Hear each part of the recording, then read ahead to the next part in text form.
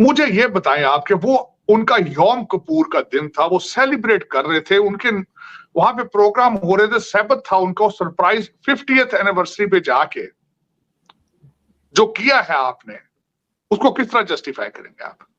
कि इंडिया कहता है जी कि हम अपने ब्रह्मोस मिसाइल भेजना चाहते हैं ताकि हम जो इजराइल है हमास को सबक सिखाए। अब देखें, क्या आपके पास एबिलिटी कैपेसिटी है कि जब वो रिटेलिएट आप करेंगे आप उसका मुकाबला कर सकेंगे? आप क्या आप इस काबिल हैं? आपकी इस वक्त दुनिया में मुसलमानों की, मैं एक अफसोस के साथ ये कहूंगा, मैं खुद मुसलमान हूं, मैं ऐसी बात नहीं कर रहा, second biggest religion on the planet. आपके हालात आपको पता है क्या है? आपके सीरिया के हालात क्या है, इराक के हालात क्या है, लिबिया के हालात क्या है, अफगानिस्तान के हालात क्या है, आपके पाकिस्तान के हालात क्या है? अब होगा यही कि इजराइल जो है वो दोबारा कोई करेगा तो हालात फिर ज़्यादा मारेगा। उनके पास ताकत है, इंटरनेशनल सपोर्ट है, यूनाइटेड नेशंस है, सिक्योरिटी काउंसिल है, वो आपको उड़ा के रख देंगे। आपको बताएं कि गजा पर इसराइली बमबारी से जाँ बहक फलस्तीनियों की तादाद 1570 हो गई है, जबकि जख्मियों की तादाद 6600 से भी बढ़ गई है। गजा में 2500 से जायद मकानात मुकम्मल तबाह कर दिए गए हैं, जबकि तकरीबन 30,000 दीगर मकानात को भी नुकसान पहुंचा है। अक़वाम मुत्तहिदा गाजा को ठोक ठोक के इन्होंने पूरे गाजा का हलवा बना दिया। अब ये विक्टिम कार्ड खेल रहे हैं पैलेस्टीनियंस। अब ये हमास वाले कह रहे हैं कि हमसे बातचीत करो, हम बड़े परेशान हैं। मिला क्या यार अटैक करके? एक बात बताओ, तुम्हें मिला क्या, हासिल क्या हुआ? दुनिया को यह दिखाने के लिए कि दोस्ती मत करो इजराइल से, अरब देश हैं वो दोस्ती ना करें इजराइल से। नमस्कार दोस्तों, इजराइल ने गाजा को कब्रिस्तान में बदल दिया है। इजरायली क्षेत्र में फिलिस्तीनी आतंकी के 1500 सैनिकों के शव मिलने का दावा किया जा रहा है।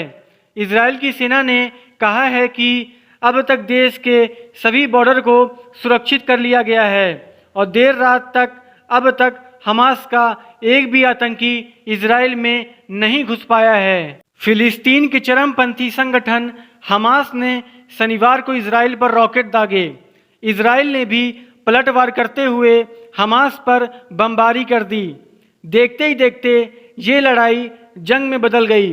अब इजराइल ने दावा किया है कि हमने 72 घंटों के भीतर हमास से बदला ले लिया है। इजराइल की सेना ने कहा है कि हमने हमास के 1500 से ज़्यादा आतंकियों को ढेर कर दिया है और अब हमारा बॉर्डर पूरी तरह से सुरक्षित है। तो आइए देखते हैं पाकिस्तानी मीडिया इस बारे में क्या कहती है। वो चाहिए फलस्तीन को सपोर्ट करें, लेकिन जाए वहां कुछ करें उनके लिए फिर, क्योंकि उसकी वजह यह है अब वो रिटेलिएट करेंगे। और इजराइल जो है आज अभी तक वो अटैक कर चुके हैं, अभी भी वहां रात का टाइम है, नेतन्याहू साहब अभी आने वाले हैं, स्पीच देने वाले हैं। 500 तो उन्होंने मार दिए हैं। हमास अब कहता है ट्रूस करें हमारे साथ, ट्रूस करें हमारे साथ। और माजी के अंदर इजराइल ने कभी अपना ऑपरेशन बंद नहीं किया जब तक वो अपने टारगेट अचीव न कर ले। आपके ट्वीट, ये लौंडे रपाड़ों को मेरा मशवरा दे, ट्वीटों के साथ दुनिया नहीं चल रही मेरे बच्चे। फिक्शन से निकलो, हकीकत देखो, हकीकत देखो क्या है। और दूसरा, आखिरी बात मुझे कर लेने दे आरजू, ये कहां का इस्लाम है जो आपको इजाजत दे कि आप मासूम लोगों को जाके, निहत्थे लोगों को जाके मारे? आप, ये इस्लाम इजाजत देता है? मैं जिस मजहब पे बिलीव करता हूं वो हालते जंग में कहता है कि आपने सब्ज दरख्त भी नहीं काटना, ग्रीन ट्री भी नहीं काटना आपने। ये किस किस्म का इस्लाम आप लेके प्रचार कर रहे हैं भैया? ये कौन सा जिहाद, ये किस किस्म की ये सारी बातें कर रहे हो? मैं आरजू इन चीजों पे बिलीव नहीं करूंगा। अफसोस के साथ कहूंगा, आप ऐसे मुल्क के बैठे हैं, वाहिद मुल्क के जो इस वक्त जहां से हुकूमत तो कुछ भी नहीं बोल रही, क्योंकि हुकूमत क्यों बोलेगी? हुकूमत को तो डॉलर चाहिए, हुकूमत को तो डॉलर आते हैं सऊदी अरेबिया से, यूएई से, उनकी मर्जी के बगैर किस तरह बोलेगी? हाँ, आपके लौंडे रपाड़े बोल रहे हैं, वही जो इमरान खान के इश्क में मुब्तला है वो कर रहे हैं, करते रहेंगे, वो करना चाहिए उनको। उनको क्या पता है कल क्या होना है? उनको क्या पता है खाना क्या चीज है? उनको क्या पता है दुनिया किधर है? उनकी तो आंखें बंद कर दी गई कि तुमने ना इंग्लिश पढ़ना ना मैथ पढ़ना है, तुम जाहिल हो, तुम पैदा हुए जिहाद के लिए, जिहाद करते हुए मारे जाओगे, या भूख से मर जाओगे या जिहाद से मारे जाओगे। उनको तो ये बताया गया, ठीक है, करने दो उनको। बस ये यार, इजराइल रिसर्च एंड डेवलपमेंट का ग्लोबल हब है और दुनिया मफाद पे चलती है। आपको क्या लगा कि इजराइल को आप इग्नोर कर देंगे?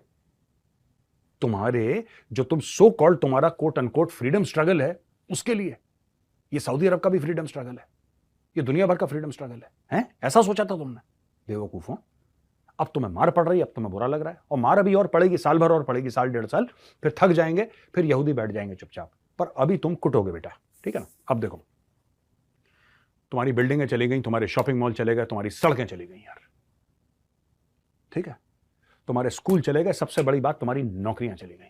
एक आप समझ लें कि एक डिफरेंट स्टाइल पे नेतन्याहू लेके जाना चाहते हैं। गो के अमेरिका जो है उसमें बाइडेन एडमिनिस्ट्रेशन और उससे पीछे Obama administration they were not happy with Netanyahu. फिर ट्रंप आ गए, ट्रंप ने खुली याशी करा दी उनको, ठीक है जी।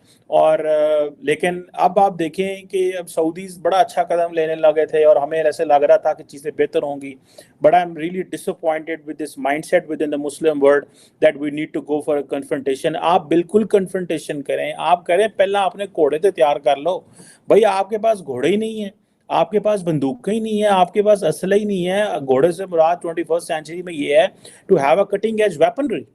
You just cannot go barehanded and fight with the high with cutting edge military technology with the Israelis have. आप ऐसे थोड़ी जा सकते हैं। अब हमारे पाकिस्तान में भी यही है जनाब, नहीं जी अल्लाह अकबर और ये हो जाएगा वो हो जाएगा। भाई when you get into the war you have to, या तो आपके ऊपर वॉर इम्पोज हो, आपके ऊपर वॉर इम्पोज नहीं हुई, आपने उल्टा उठ के सवेरे सवेरे आपने हमला कर दिया उनके ऊपर।